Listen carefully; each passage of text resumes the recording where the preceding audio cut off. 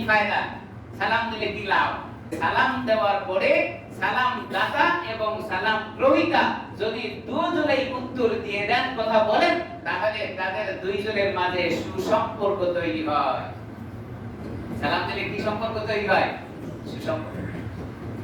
সালামের 10টি ফজিলতের ভিতরে একটি ফজিলত হলো সালাম দিলে সুসম্পর্ক তৈরি হয়। 2 নাম্বার, রাসূল আকরাম সাল্লাল্লাহু আলাইহি সাল্লাম বলেন, সালাম দেওয়ার পরে ওই মানুষটির শরীরে যদি কোনো গুনাহ থাকে, গাছ থেকে শীতকালীন সময় যেমন পাতা ঝরে দেয়, সালামের কারণে সেইভাবে তাদের শরীর থেকে গুনাহ ঝরে দেয়। সুবহানাল্লাহ। 3 নাম্বার, সালাম প্রদানকারী অহংকার মুক্ত।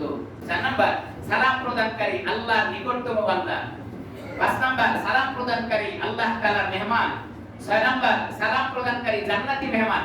7 নাম্বার, সালামে ফিতনা দূর হয়। এইজন্য রাসূল সালামের প্রচলন বেশি করে করতে বলেছেন। 8 নাম্বার, সালামে ফিতনা দূর হয়। 9 নাম্বার, সালামে সম্মান বাড়িয়ে দেয়। 10 নাম্বার, সালাম প্রদানকারী জান্নাতে প্রবেশ করবে। সুবহানাল্লাহ।